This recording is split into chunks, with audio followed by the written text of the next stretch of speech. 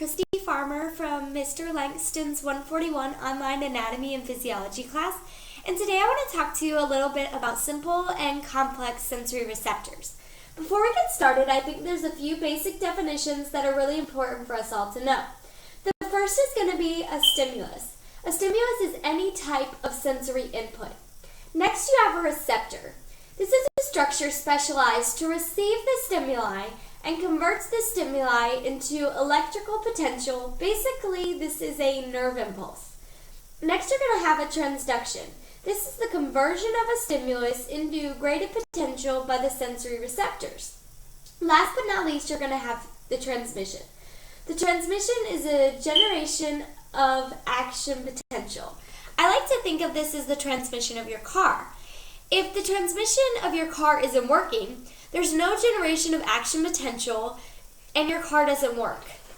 So now that we know those basic definitions, I want to get into the simplest of the sensory receptors, also known as the free nerve ending. Basically, this is just a modified sensory neuron. It's located in the dorsal root of the ganglia outside of the spinal cord. This process is extending away from the spinal cord, and at the end of the process, we have something that's called a free nerve ending. This is where transduction occurs. Now remember, transduction is the conversion of the stimulus into the graded potential by the sensory receptors. And if we have enough transduction occurring, we can eventually have transmission or the generation of action potentials. Next, I want to talk about a still simple but a little more complex sensory receptor known as the encapsulated nerve ending. It has the same type of sensory neuron, but if we take a look at the end of that sensory neuron, they're covered by a capsule. These type of nerve endings seem to be the most sensitive, so they deal with things like pressure and touch, but they're still pretty simple. The most complex of our sensory receptors are going to be your exactly that, your complex receptors. Basically, these involve a separate sensory neuron and also a separate receptor cell. When dealing with these, we have two or more cells that are involved in this process of the stimulus.